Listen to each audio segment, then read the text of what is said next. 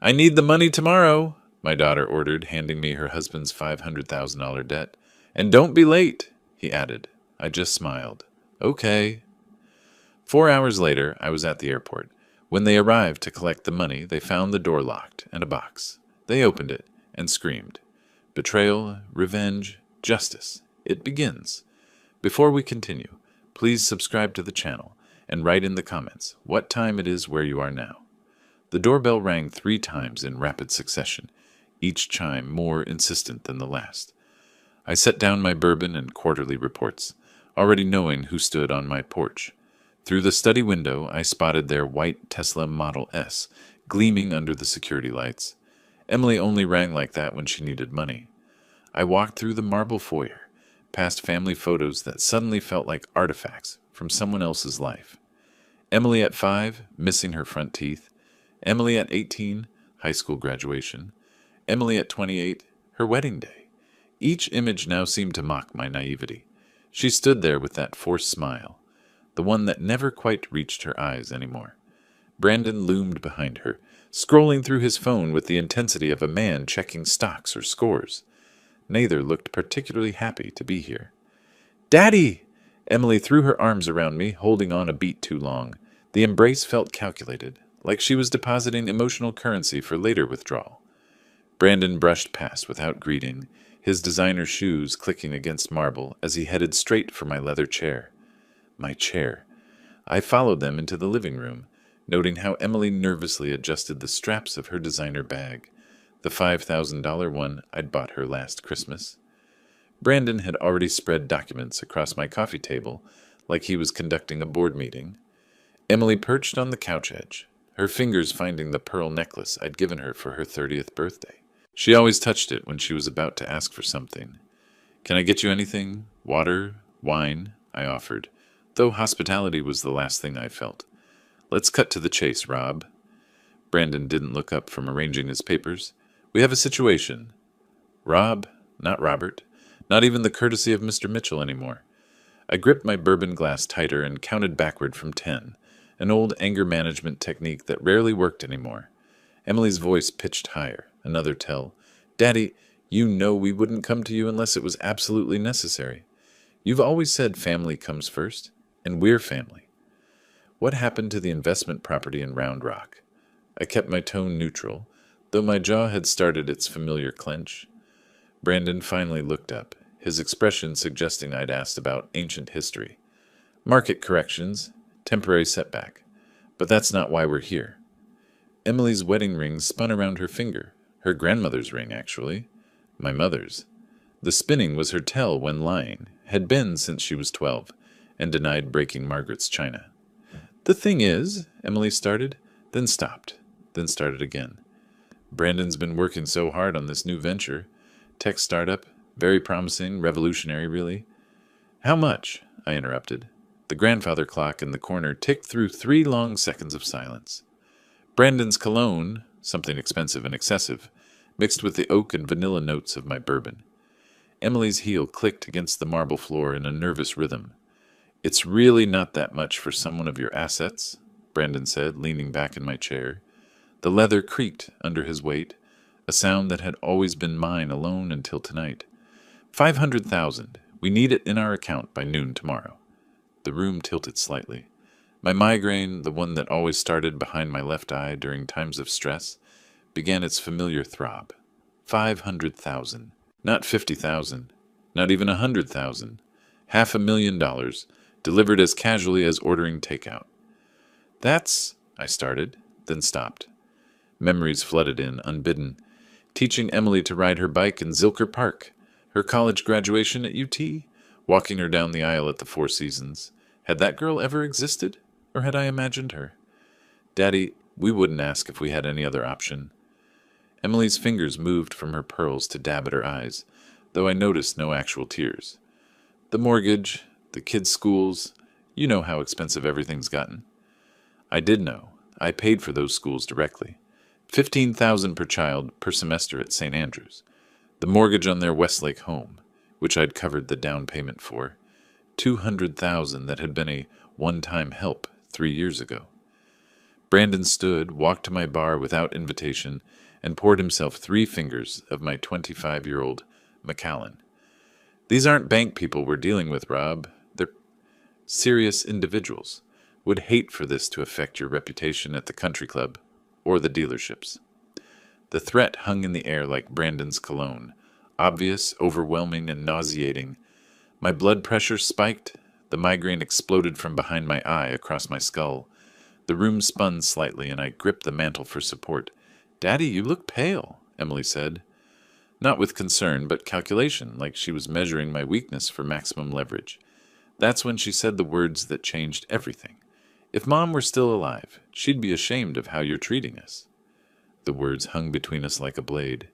Emily knew exactly what she was doing. Margaret and I had divorced 10 years ago, but Emily still weaponized her memory whenever convenient.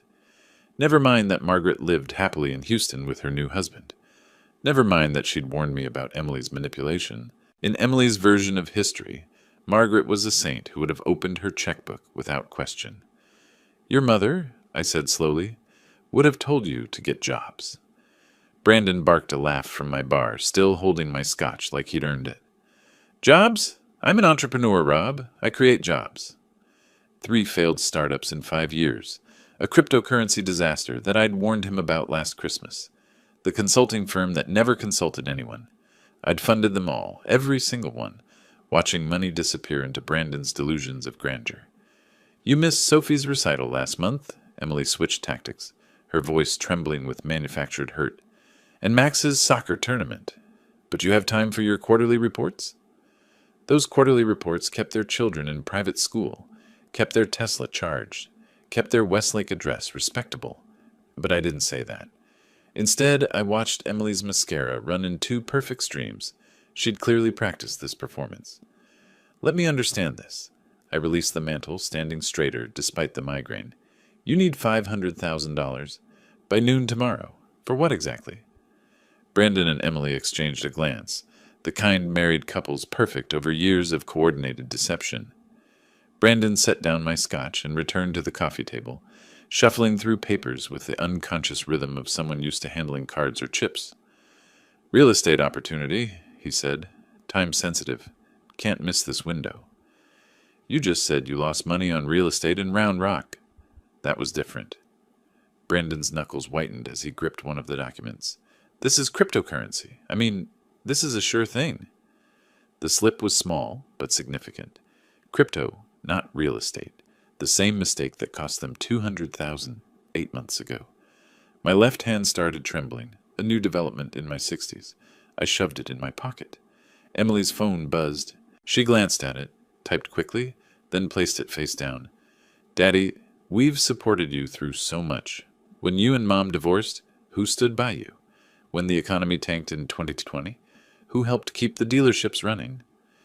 "You were in Cabo that entire summer," I reminded her. "Posted about it daily on Instagram."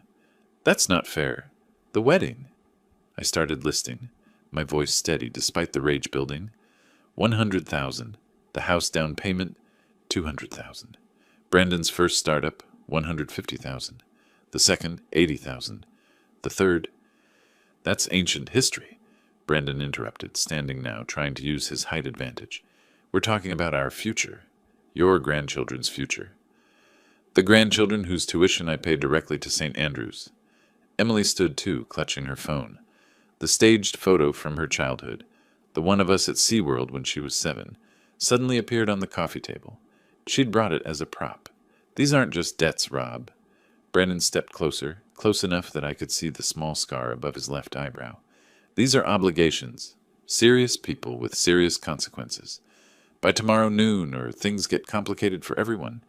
Your reputation, the dealerships, that nice country club membership. Are you threatening me in my own house?" My voice dropped to barely above a whisper. "We're being honest about reality," Emily said, but her voice wavered. She'd never seen me this angry, this controlled. "Daddy, please, we need this. Tomorrow, noon. That's not negotiable." The room felt suffocating despite the central air running. My migraine pounded with each heartbeat. Brandon's cologne seemed to thicken the air. Emily's calculated tears had smeared her eye makeup into something almost theatrical. I looked at them both, my daughter who'd become a stranger, her husband who'd never pretended to be anything but a parasite. The grandfather clock chimed 9 times. Outside, suburban Austin continued its quiet evening routines, oblivious to the family destruction happening in my living room. "Fine." The word came out flat, exhausted. "Tomorrow. Now leave." Emily mistook my exhaustion for capitulation. She rushed forward, arms outstretched for another embrace. I stepped back, letting her arms fall empty. Brandon extended his hand for a shake, gripping too hard, establishing dominance he'd never earned. "We knew you'd understand," Emily said, gathering her designer bag and her staged photo. "Family first, right, Daddy?" They walked out without another word, Brandon's hand possessively on Emily's lower back, guiding her like a casino chip he'd just won. I stood in the doorway, watching their Tesla's distinctive whine fade down the street. The taillights disappeared around the corner onto Westlake Drive. I waited exactly 5 minutes after their taillights disappeared before I made the first call. James Walker answered on the second ring, despite the late hour. 25 years of friendship and legal counsel meant he knew my patterns. I never called after 9 unless something was seriously wrong. They finally crossed the line, didn't they?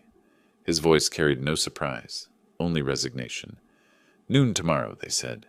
Like I'm an ATM with a withdrawal limit they've finally exceeded. "The house transfer paperwork is already filed," James said. I heard papers shuffling on his end. "They just don't know it yet. Emily's name was never on that deed, remember? You insisted on keeping it in your name when you paid their down payment." "What about Margaret?" I asked, walking back through my house, seeing it differently now, not as a home, but as a stage for tonight's final performance. "She's expecting your call. Says it's about time you stopped enabling them." I hung up and immediately went to my home office. The migraine had shifted from explosive pain to cold clarity. My laptop opened to an email confirmation from 3 weeks ago. "Villa Las Palmas, Costa Rica, March 17th through April 17th. Your reservation is confirmed." The retirement planning trip would now serve a different purpose. I called American Airlines, navigating the automated system with practiced efficiency. The morning flight could be moved to 6:45 a.m. First class still available. 1 passenger.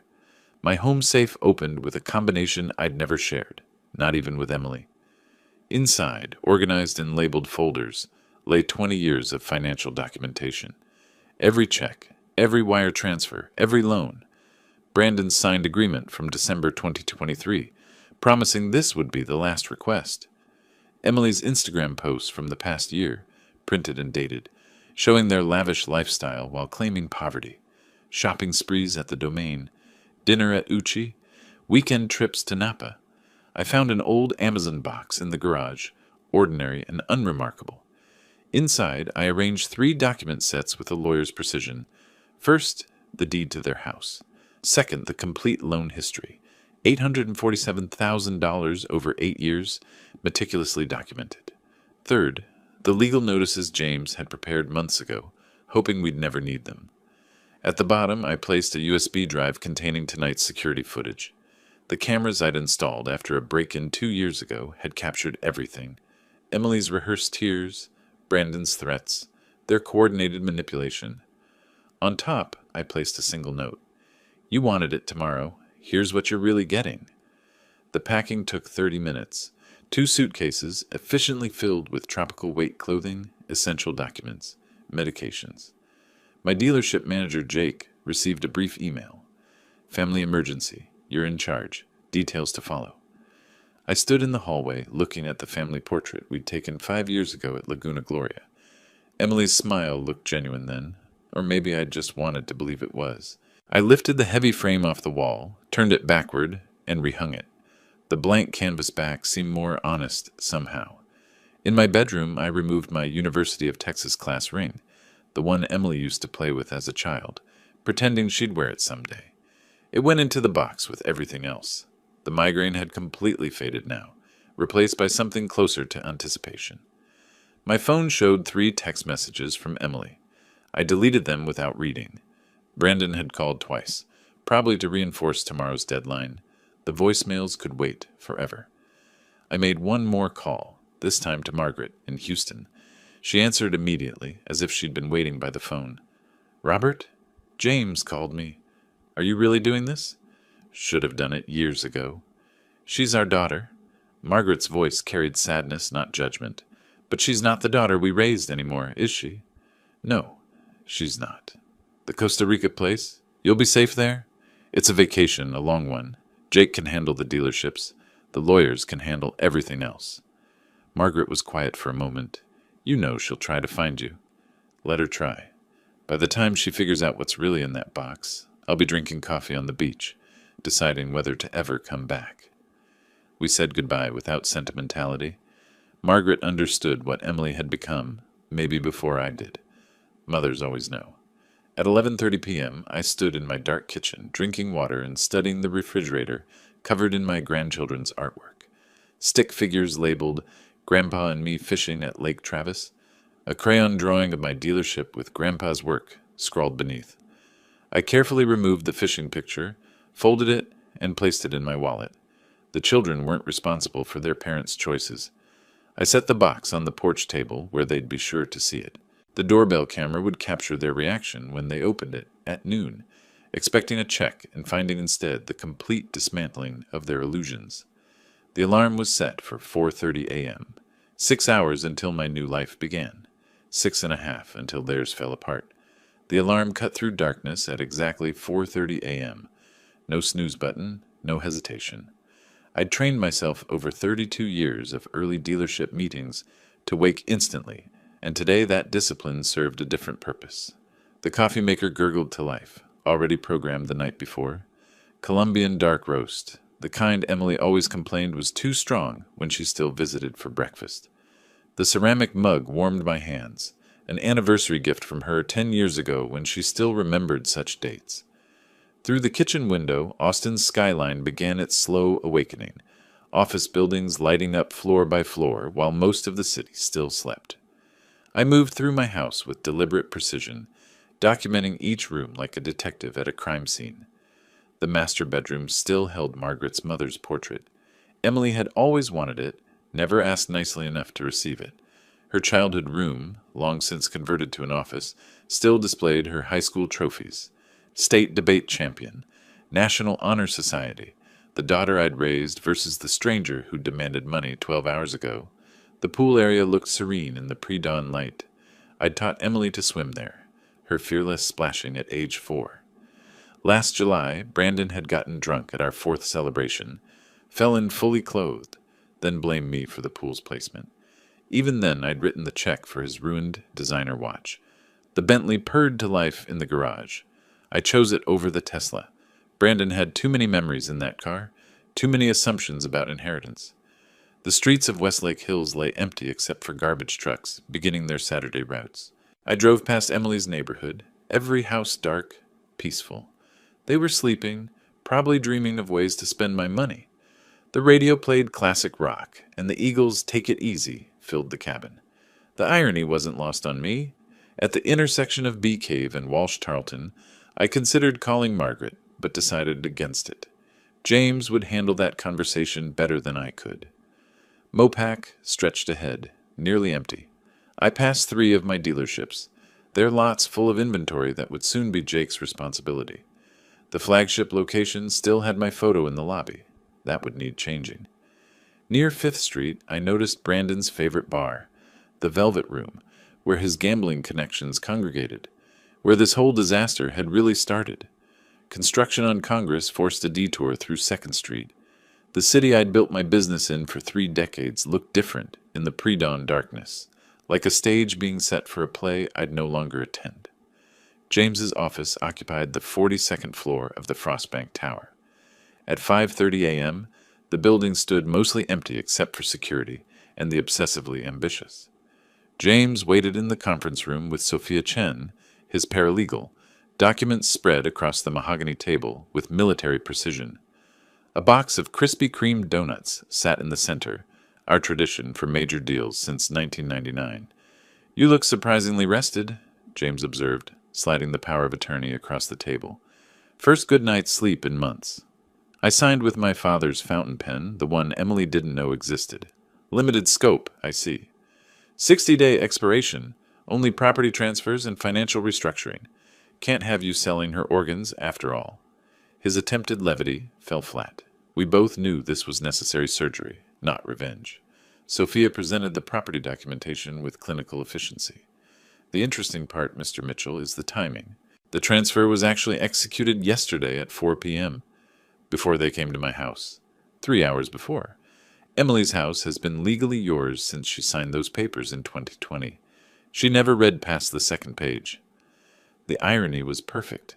While Emily had been driving to my house to demand money, she'd already lost her biggest asset. The house she posted about constantly on Instagram, the symbol of her success, had never been hers at all. The financial lockdown? I asked. Executed at midnight. Joint accounts frozen. Credit cards in your name suspended. The children's tuition remains on autopay through December. We're not punishing them. James produced another folder, thicker than the rest. The nuclear option, as we discussed. Inside lay transcripts of Emily's text messages to friends, calling me a walking ATM and too pathetic to say no. Brandon's signed promissory note from 2023, swearing this was the last time. The USB drive containing last night's security footage, their entire performance captured in high definition. The prenup Brandon signed, James continued, includes a gambling addiction clause, page 47, subsection 3. He doesn't know? His lawyer was too drunk to read that far. Showed up to the signing smelling like bourbon at 2 in the afternoon. Sophia looked uncomfortable. Mr. Mitchell, this is remarkably thorough. 5 years of preparation, I replied. I kept hoping I'd never need it. James produced an identical Amazon box to the one on my porch. Insurance? If she doesn't find yours, this goes to her office Monday, along with these. He revealed photos, Brandon at the casino last week. The timestamp clear, the losses visible on his face. Margaret knows? I asked. She's known for months. Helped to document everything. She's as tired of enabling Emily as you are. The Costa Rica property? Purchased through the Cayman entity. Completely protected. Even if Emily gets ambitious with lawyers, she can't touch it. I signed the last document, my hand trembling slightly on Emily's trust fund termination. 20 years of planning for her future, dissolved with one signature. James noticed the tremor. Bourbon? He gestured to his desk drawer, another tradition. No, need a clear head for the flight. At 6 a.m. sharp, I stood and shook James's hand. His grip conveyed understanding, sympathy, and determination. The elevator descended alone, each floor marking distance from my old life. The valet already had my Bentley running. I handed him a $100 bill and an envelope. Jake Martinez will pick this up Monday. The young man nodded, confused but professional. I drove toward the airport as the sun broke the horizon, painting Austin's skyline gold. My phone buzzed, Emily calling earlier than expected. The last time I'd hear that ringtone without choosing to answer. Highway 71 stretched toward Austin Bergstrom International as the sunrise painted the hills copper and gold. The familiar route felt different this morning, each landmark a goodbye. Manuel's taco truck was setting up at the Riverside intersection where I usually stopped for breakfast tacos. Not today. NPR discussed a local businessman's expansion plans, my own dealership group, ironically, though they wouldn't be mine much longer. Emily called 3 times in rapid succession, then Brandon once. Each ringtone felt like a countdown. 10 years ago, that sound would have made me answer immediately, worried something had happened to the grandchildren. Now I recognized it for what it was, the sound of entitlement demanding its due. Mental inventory while merging onto 183. Jake had run the Saturday operations for 5 years. He'd managed fine. The property management company had their instructions and 6 months' payment in advance. The grandchildren's school tuition would continue through December. They shouldn't suffer for their parents' choices. Everything else had ceased to be my responsibility at midnight. The airport's south terminal emerged from morning mist. The valet stand wasn't busy yet, just 2 attendants preparing for the day's rush.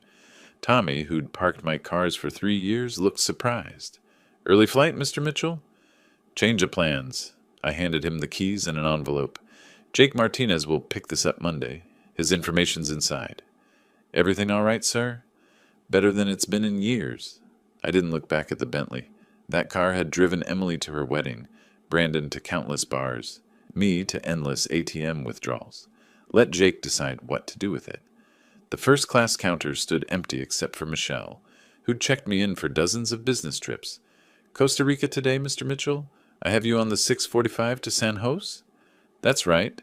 Normal conversation masking life-altering change. 2 bags to check? Everything I need. She tagged the suitcases with practiced efficiency. I kept my carry-on close. Documents, medications, laptop, the few photos I couldn't leave behind. As she handed back my passport, I pulled out a sealed envelope. I need a favor, Michelle. Someone will come looking for this later today. Emily Carter, she'll be agitated. Michelle's professionalism never wavered. Any special instructions? Just verify her ID. There's a key inside to a storage unit. She'll understand. Or she wouldn't. Either way, the storage unit held 20 years of her childhood belongings I'd saved. Things she'd never bothered to collect. Let her decide if memories were worth more than money. TSA pre-check moved with Saturday morning efficiency. The regular agents recognized me. Where to today, Mr. Mitchell? Somewhere warmer. Business or pleasure? Neither. Personal matter. Through the scanner, belt off, shoes in the bin.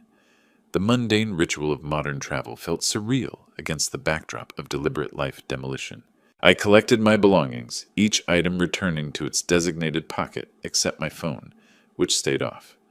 Austin Java appeared at gate 14, and muscle memory guided me to the counter. The barista, Kelly according to her name tag, smiled with morning enthusiasm. The usual? Medium dark roast, no room? Make it a large today. Special occasion? You could say that. I sat at the gate, the coffee warming my hands like my mug at home had 2 hours ago.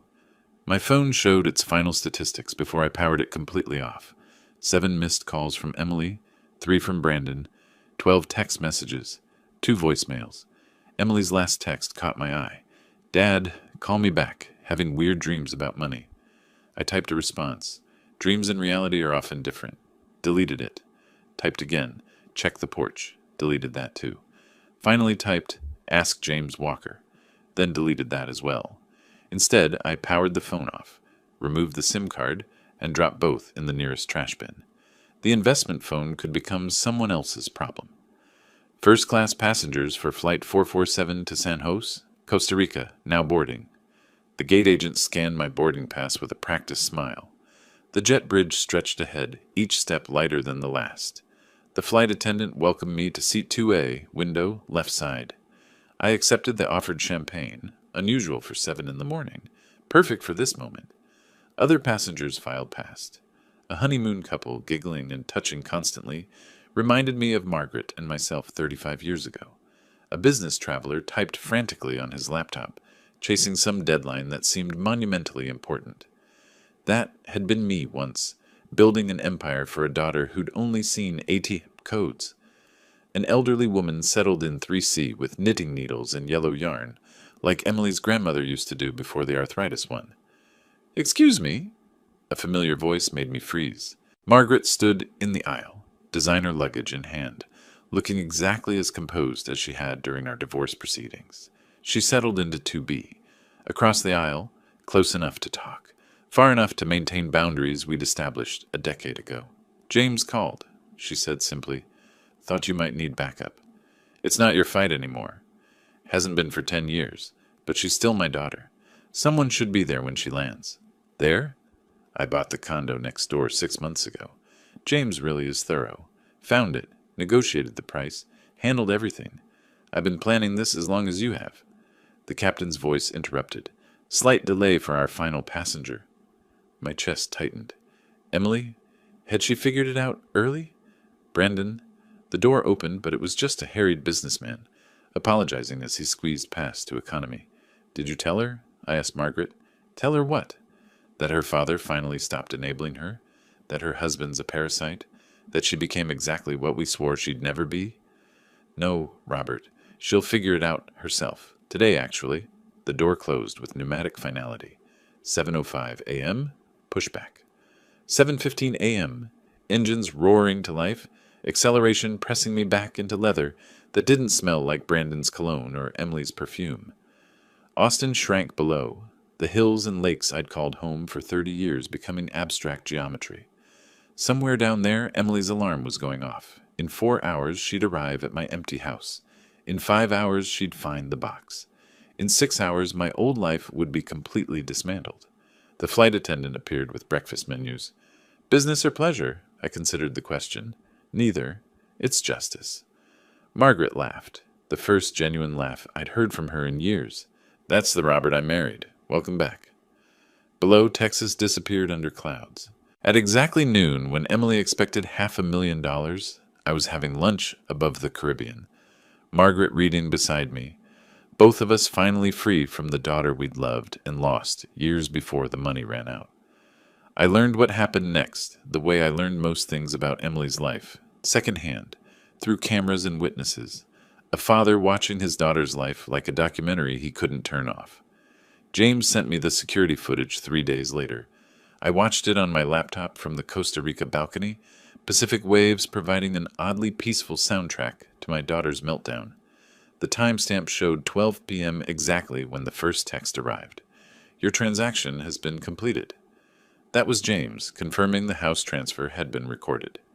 At that exact moment, I was ordering ceviche, and Emily was probably still sleeping off whatever Brandon had bought with my previous loan. According to her Saturday routine, James had documented this too, Emily left her house at 11:30 a.m. The Starbucks charge at 11:47 confirmed it. A $7 latte on the credit card I'd canceled at midnight. The decline wouldn't hit until Monday when the weekend authorizations processed. Her last purchase on my dime. Mrs. Chen, my neighbor of 15 years, provided the next chapter. She'd called James at 12:15 p.m., speaking in her precise English that 40 years in Texas hadn't softened. Mr. Walker, they are here. Emily and the gambling man. They don't know I'm watching. The security footage picked up at 12:15:23. Emily's white Mercedes pulled into my driveway with the confidence of someone about to collect their allowance. Brandon checked his phone. James later confirmed he was tracking basketball scores, probably planning his next bet with my money. Emily applied lipstick in the mirror, the same shade of red she'd worn to ask for her first car at 16. Her wedding down payment at 28. Yesterday's $500,000 demand at 35. They walked to my door like they owned it. Brandon carried an empty Hermes briefcase, $12,000 retail, bought with my loan from January. Empty, waiting for cash that would never come. Emily rang the doorbell at 12:16:45. Normal ring, not the demanding triple press from yesterday. She waited exactly 10 seconds. I knew her patterns. Then rang again, longer this time. Brandon cupped his hands against the side window, peering into my empty kitchen. His car's gone, Emily said, loud enough for Mrs. Chen to hear from her garden. So, he's got 5 cars. Brandon's dismissive tone carried across the yard. The lights are on timers. Emily noticed what I'd programmed weeks ago. Maybe he went to get cash from the bank. You said noon? It's barely past. They tried the door at 12:18. Emily's key scraped against the lock, unable to find purchase. James's paralegal had changed them at 7 a.m., 3 hours after I'd left for the airport. The confusion on Emily's face was almost worth the decades of manipulation.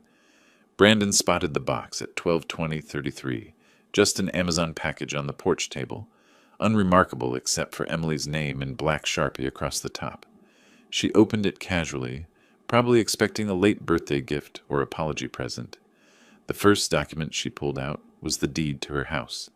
Her face changed like time-lapse photography of fruit rotting, confusion to disbelief to horror in under 3 seconds. She dropped it, and Brandon snatched the paper before it hit the ground. What do you mean it's in his name? Brandon's voice carried to Mrs. Chen's yard. Emily pulled out the spreadsheet next. Every payment, every loan, every gift meticulously documented. Total, $1.3 million over 8 years, not including the house.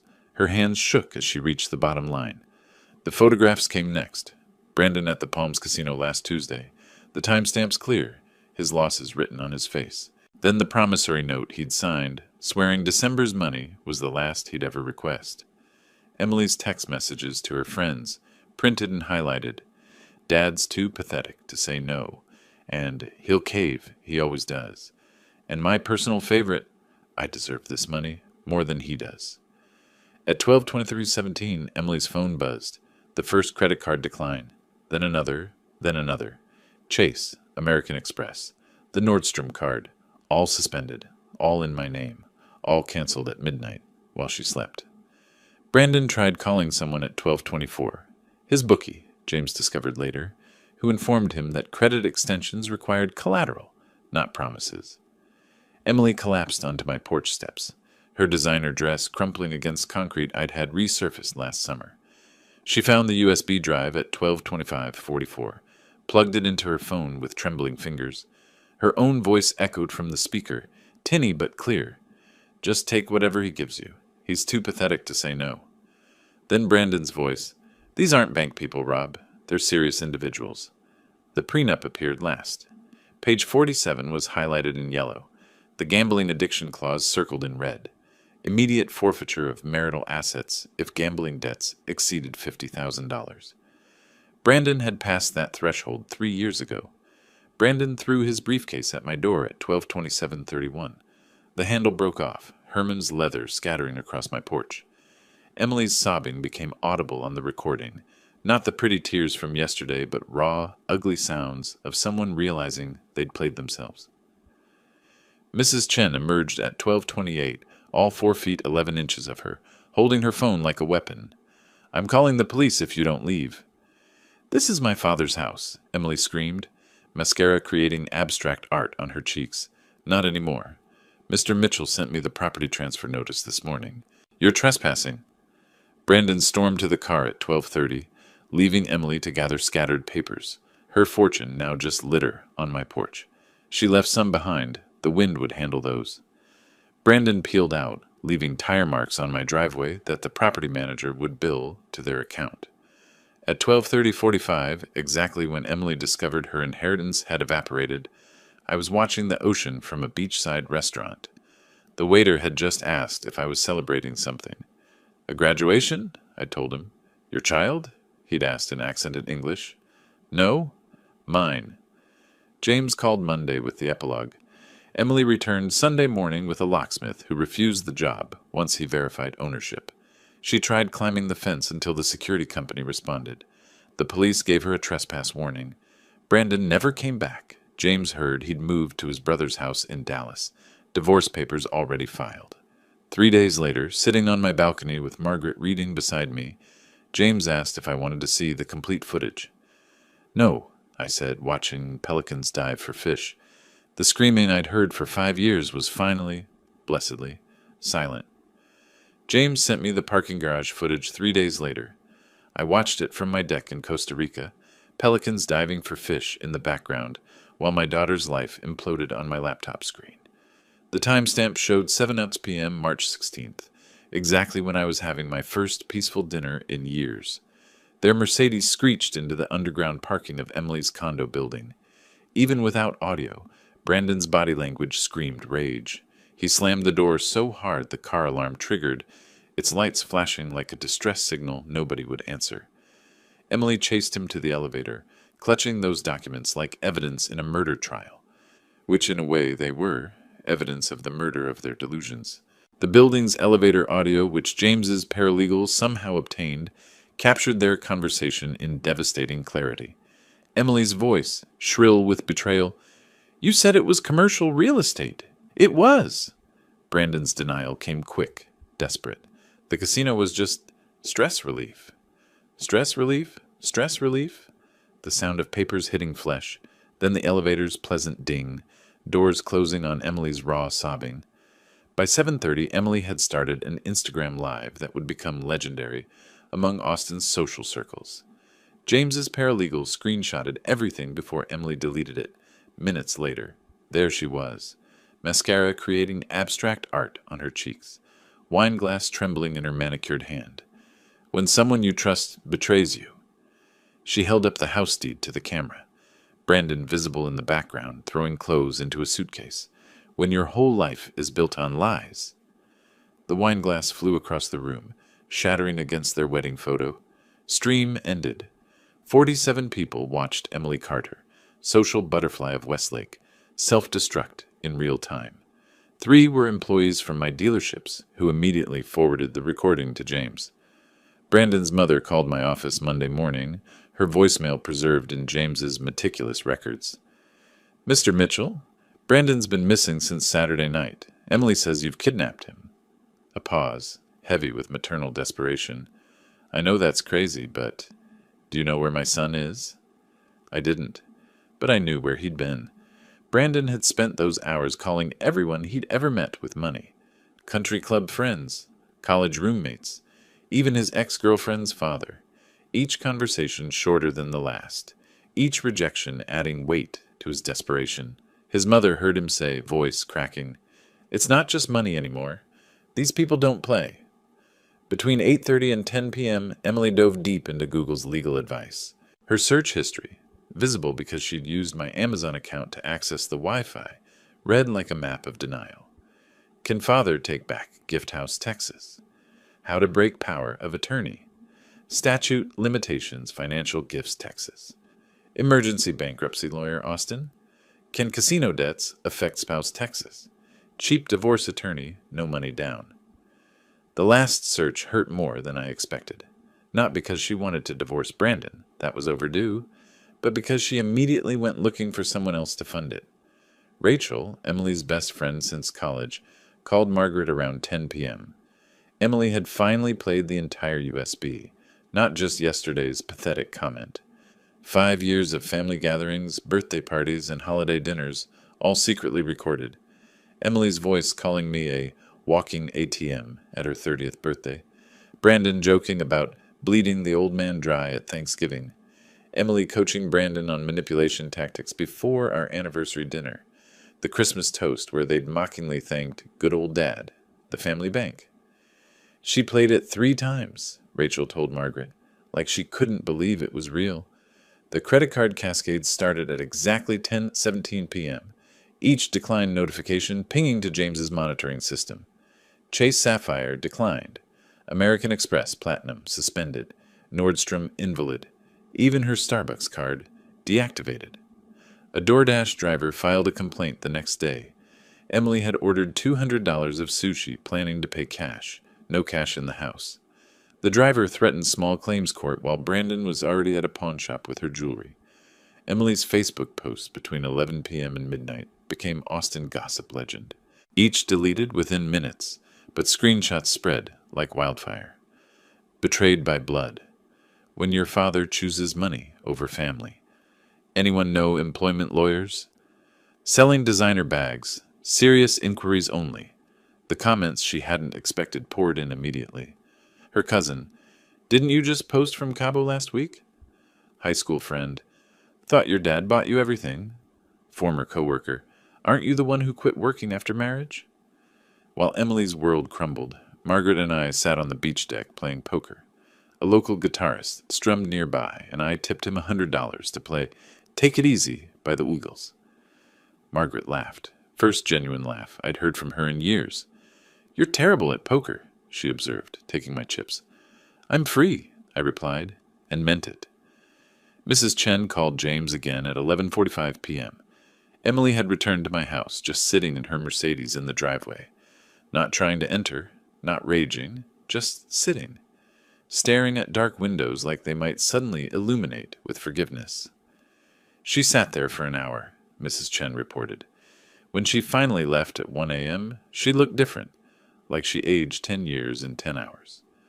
By midnight on March 16th, Emily had lost access to $2.3 million in assets, discovered $500,000 in hidden family debt, realized Brandon had gambled away their savings, found out she'd never owned her house, and learned her mother had known everything for months. James asked if I felt guilty about the recordings. I told him the only thing I regretted was not starting them sooner. Sunday morning, March 17th, Emily stood at my office building's entrance for 2 hours. Security footage showed her pressing the intercom every few minutes, like a child repeatedly pushing an elevator button, hoping persistence would change reality. She called employees from the company directory she'd stolen years ago. Jake blocked her after the 3rd call. Others simply didn't answer. By noon, she'd moved to Austin Bergstrom International, the same terminal where I'd dropped her off for college visits, where I'd welcomed her home from her honeymoon. Now she was there as a detective, desperately seeking clues to my escape. TSA wouldn't provide passenger information. American Airlines required a warrant. When she claimed family emergency, they checked their system. Passengers specifically requested no contact, the agent informed her. James had video from airport security, Emily's face crumbling at those words. Her Uber receipts that afternoon, the last rides before the account cut off, traced a map of desperation across Austin. Robert's Golf Club, membership revoked, entry denied. Morton's Steakhouse, where we'd celebrated every major deal. Haven't seen Mr. Mitchell lately. Even my barber shop on South Congress, though it was closed Sundays. She stood outside, peering through windows like my hair clippings might reveal my location. Monday, March 18th became Emily's legal education day. 4 law firms, 4 identical consultations. Each lawyer's expression shifted from interest to sympathy as they reviewed the documents. "These are ironclad," said the first. "You'll need a $10,000 retainer," said the second. "Do you have access to funds?" asked the third. The fourth just shook his head. The dealership confrontation at 3 p.m. made it onto employee social media. Emily stormed into the flagship location on Research Boulevard, demanding answers from Jake. Jake Martinez, 6'4" former Marine, remained perfectly calm as she screamed about kidnapping, elder abuse, and theft. When she threw her coffee at the glass door, customers started recording. The brown stain would remain for 3 days. Jake left it there on principle. Brandon's mother's voicemail at 5 p.m. carried a mother's worst fears. "Mr. Mitchell, Brandon's been missing since Saturday night.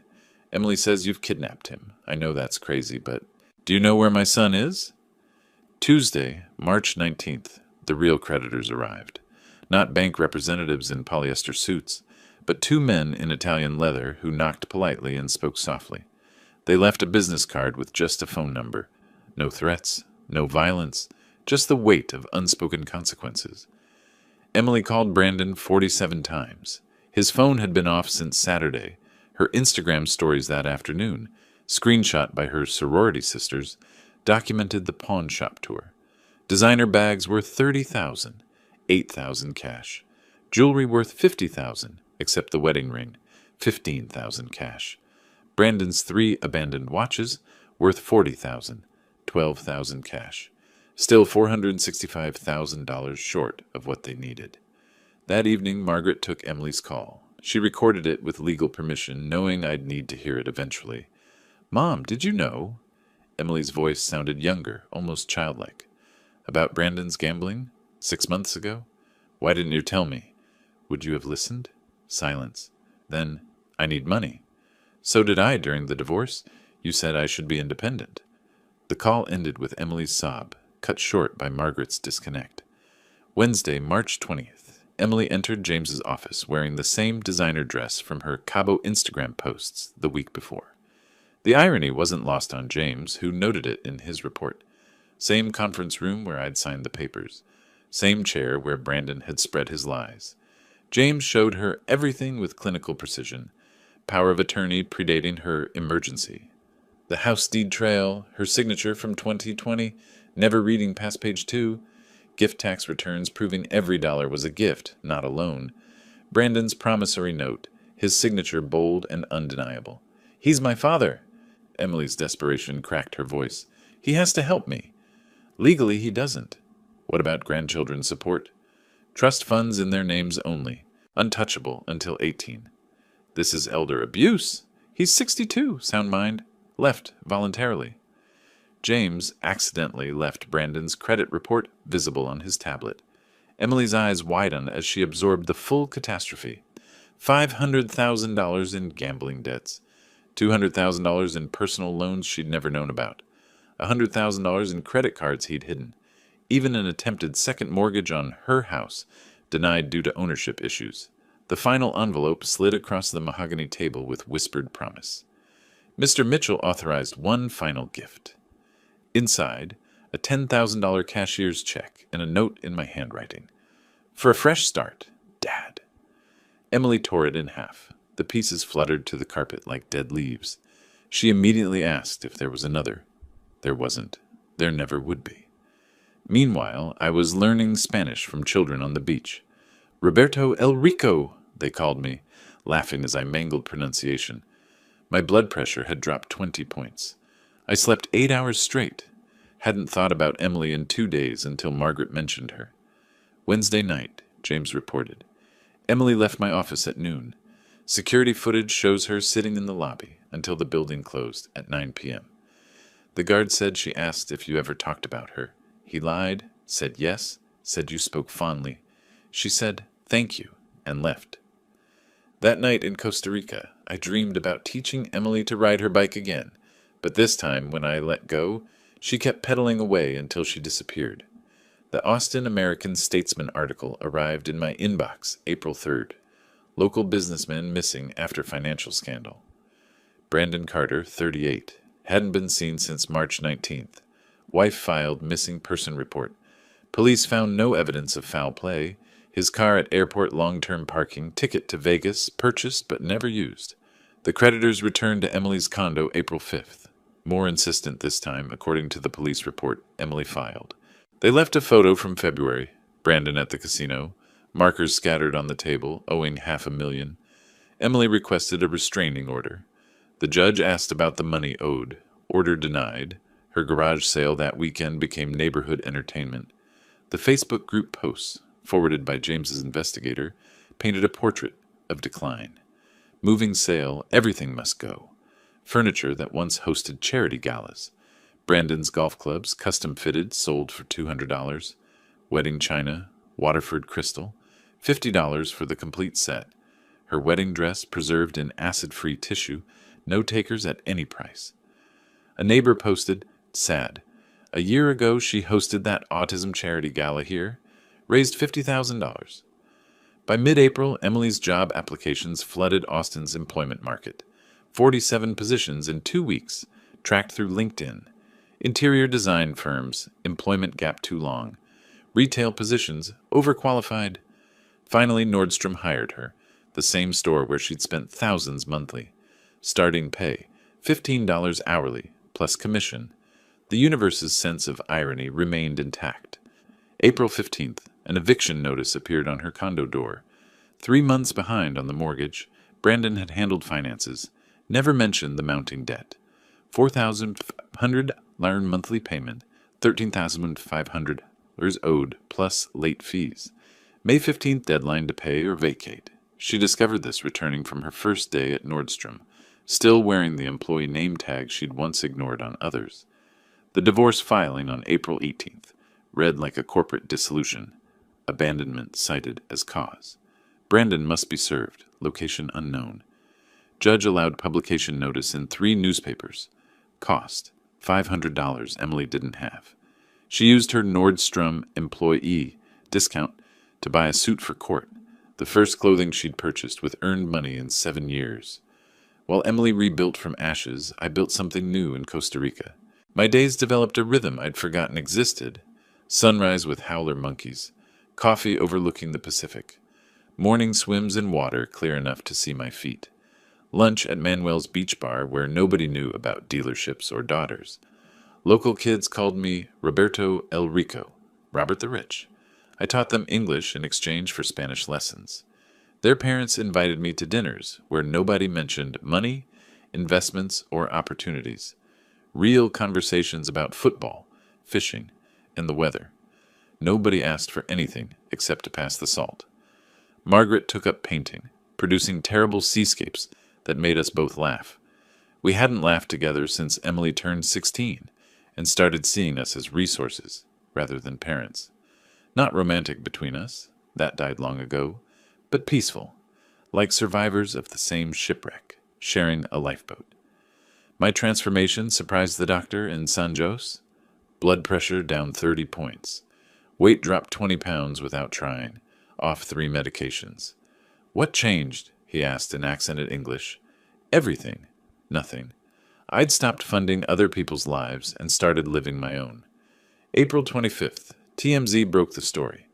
Missing Texas businessman spotted in Mexico. Brandon Carter working at a Juarez car rental agency under an assumed name. The photo showed him behind a counter, 10 pounds thinner, wedding ring absent. Extradition unlikely for civil debts. Emily commented on the article with just 2 words. Good riddance. April 27th. Emily finally used the airport storage key. Manuel reported what she found. Every childhood item I'd saved. Photo albums she thought I'd discarded. Her grandmother's jewelry, assumed lost in the divorce. A $50,000 savings bond in her name, maturable in 1 year, and a note in my handwriting. For when you remember who you were before money mattered. Dad. The email arrived April 28th, forwarded by James. Emily's words, carefully chosen. Mr. L. Walker, please tell my father I found the storage unit. I understand now. I'm sorry. I'm working at Nordstrom. I'm surviving. Maybe that's the lesson. Don't tell him I asked, but is he happy?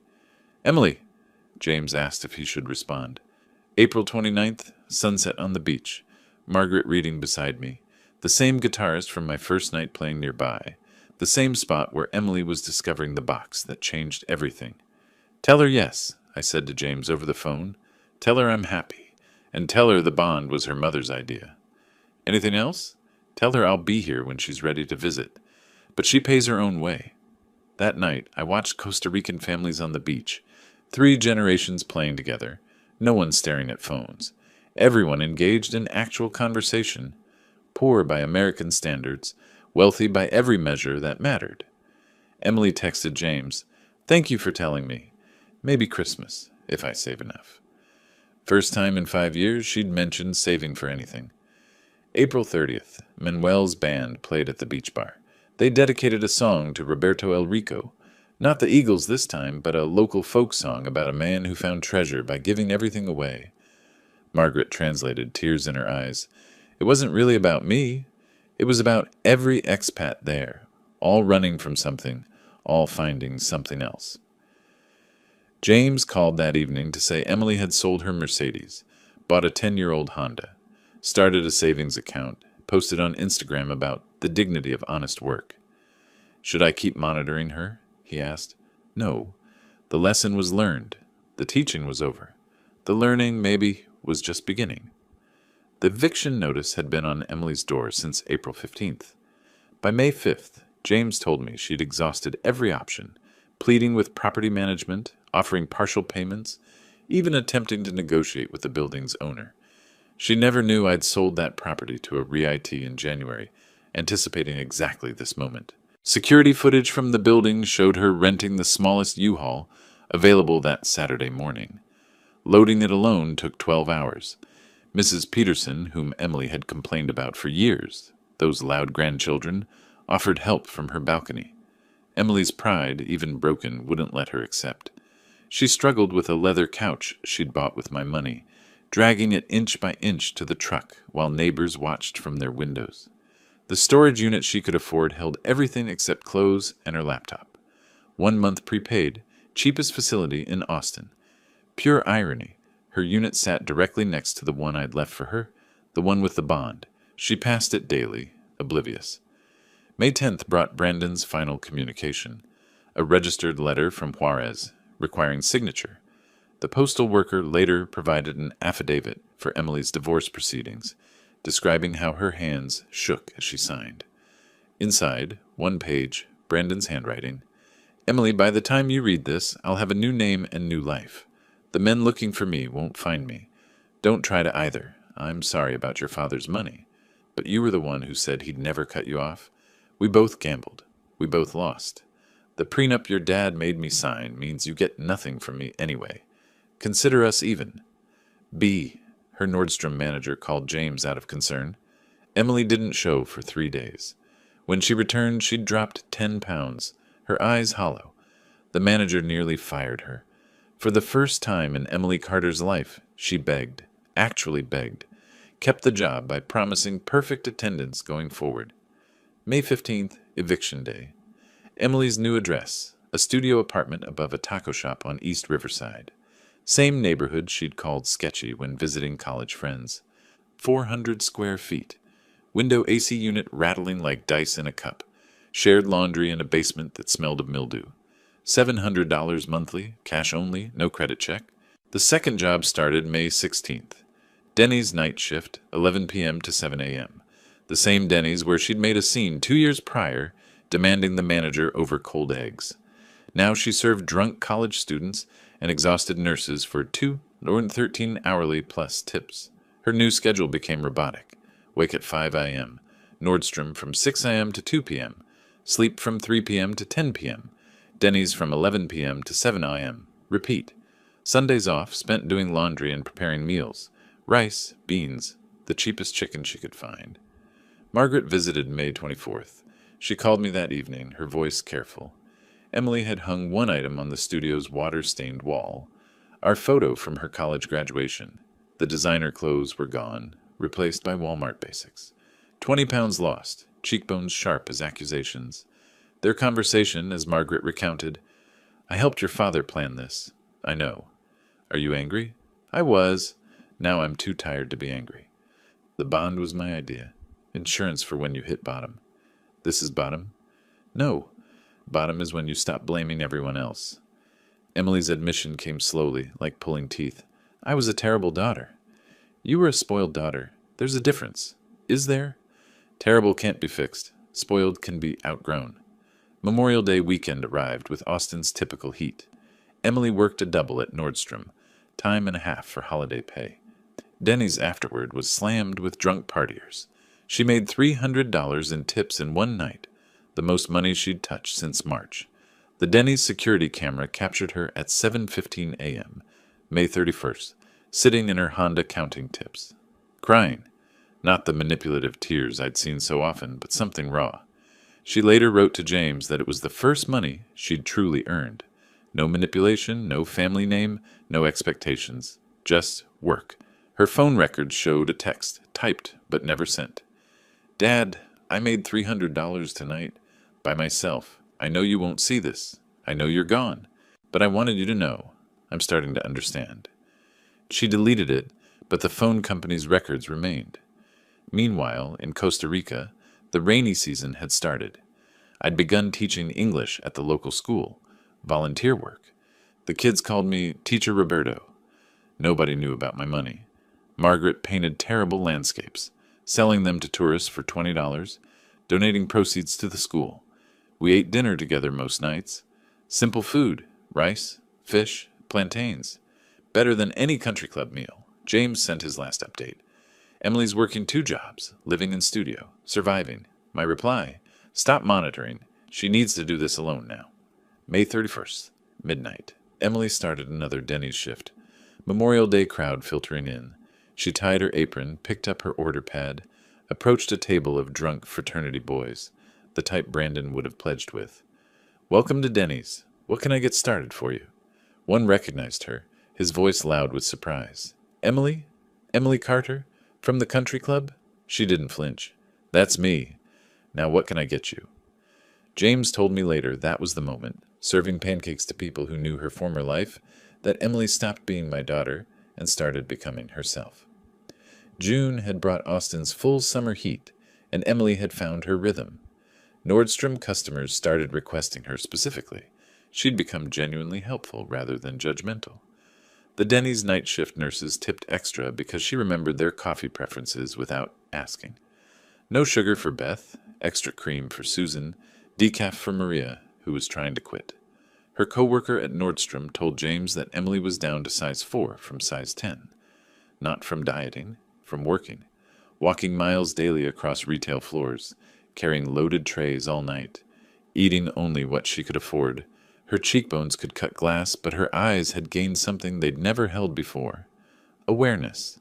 Sundays followed a strict routine. Laundromat at 6 a.m. when it was empty. Grocery shopping at the Asian markets on North Lamar, where produce cost half of Whole Foods prices. Meal prep in her tiny kitchen with one working burner. Then, unexpectedly, the library. She'd started reading financial literacy books, taking notes in a composition notebook like a college student. June 10th, Tuesday. Emily checked her mail in the apartment building's lobby. Usually bills, credit card offers for people with good credit she no longer had. This time, a cream envelope with no return address. Costa Rican postmark. Her hands shook as she recognized my handwriting. She sat on the lobby stairs, couldn't wait to reach her apartment. 3 pages of my careful script. the same writing that had signed birthday cards and checks for 35 years. The letter read, "Emily, I'm writing this on a beach in Costa Rica. A little girl here reminds me of you at 7, fearless, curious, demanding the world bend to her will. The difference is she's also grateful. I don't blame you for becoming who you became. I created you. Every time you cried, I wrote a check. Every time you demanded, I delivered. I thought I was loving you. I was actually crippling you. Your mother says you're working 2 jobs now. Good. Work teaches what inheritance never could. That money represents time, effort, sacrifice. Every dollar you earn carries weight my gifts never had. I'm not coming back to the man I was. That man was a checkbook with a heartbeat. But I might come back to meet who you're becoming. The storage unit key you found, that was your mother's insistence. She said you'd need something to hope for. The bond matures in April 2026. By then, you'll either have learned to live without it, or you'll still be the same person waiting for rescue. Either way, you'll have your answer about who you really are. I do love you. I always have. But love without respect is just pity. Earn my respect, Emily. More importantly, earn your own. P.S. Your grandmother would be proud of you working at Denny's. She was a waitress when she met Grandpa. You never knew that. I was too ashamed to tell you.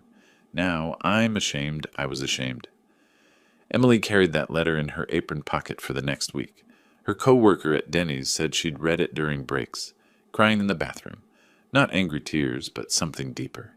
She started asking co-workers about their families, their struggles, actually listening to the answers. She called Margaret about the grandmother revelation. Why didn't anyone tell me about Grandma? You never asked about anyone's struggle, only their success. What else don't I know? Everything that matters. The transformation showed in her Nordstrom performance review. Emily has become our top associate. Customers trust her. She relates to people saving for special purchases. She understands sacrifice now. They promoted her to department lead, $18 an hour, the first promotion she'd ever earned rather than been given. June 25th, Emily wrote back. 5 days, dozens of drafts. Margaret later shared excerpts.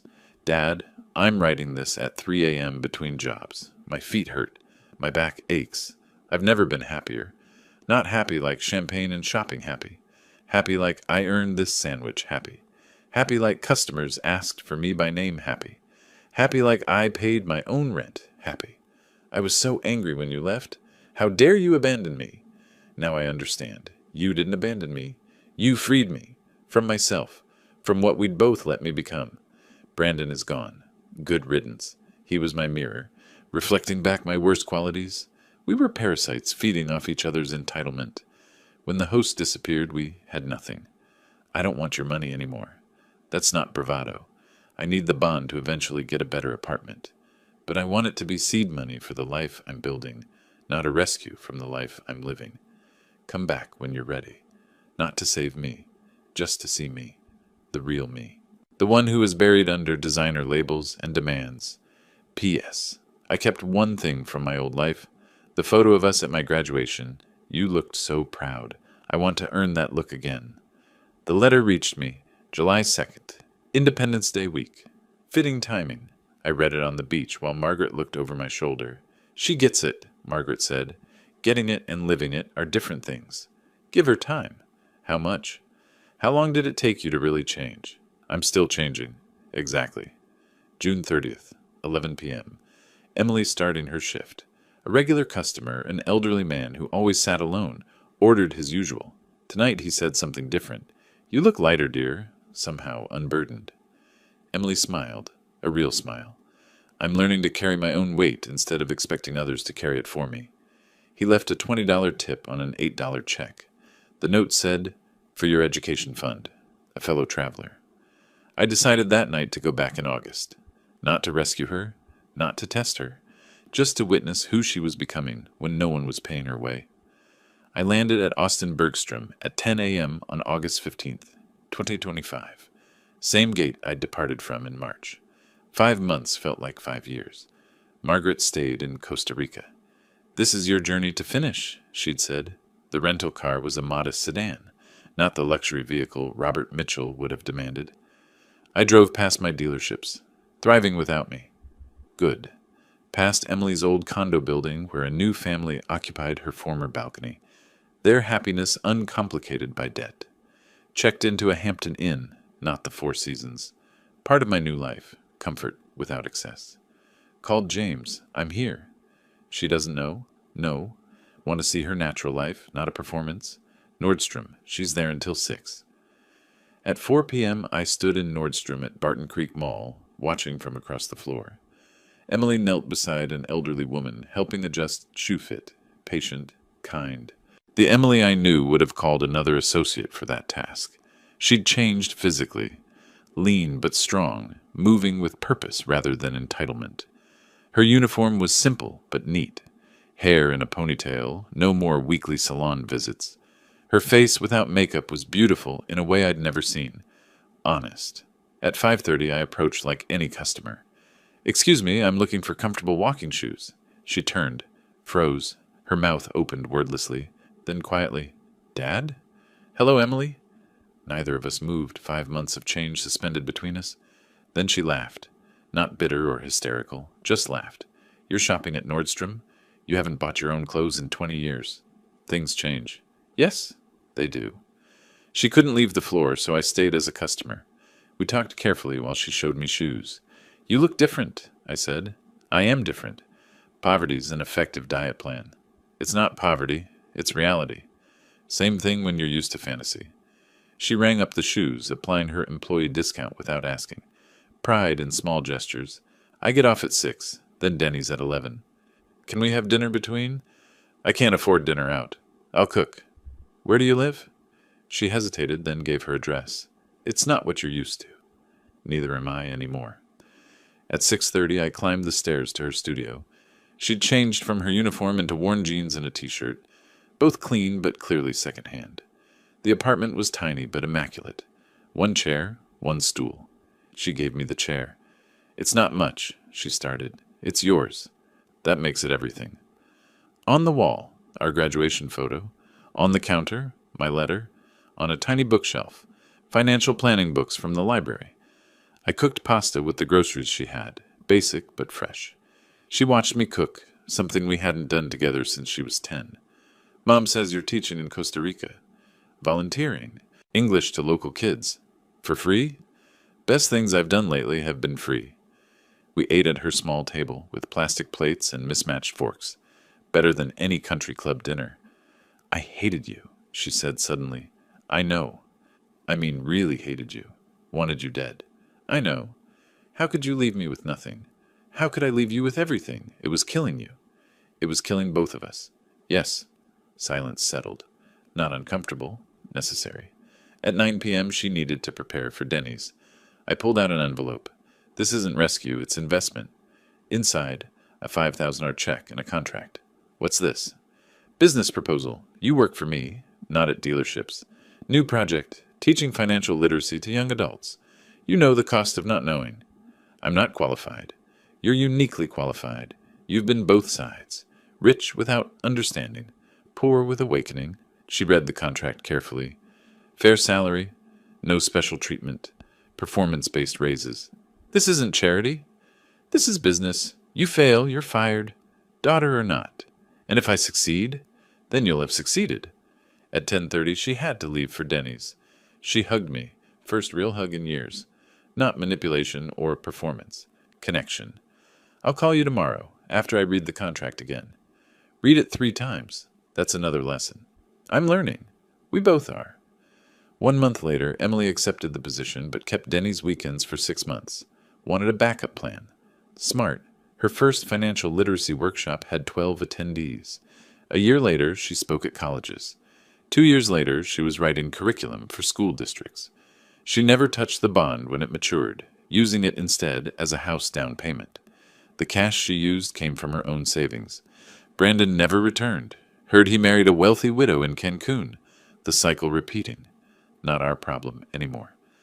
Thanksgiving 2025, Emily hosted in her studio. Margaret brought sides. I brought wine. We sat on the floor around her coffee table. Emily raised her water glass. She was working that night. To family. Margaret added, to lessons learned. I concluded, to starting over. We clinked glasses. plastic and glass. Perfect imperfection. The fortune I'd spent my life building was nothing compared to the wealth in that tiny room, a daughter's respect, earned not inherited, and the knowledge that sometimes the greatest gift you can give someone is the chance to save themselves. If you like this story, please like this video, subscribe to the channel, and share your impressions of this story in the comments. To listen to the next story, click on the box on the left. Thank you for watching.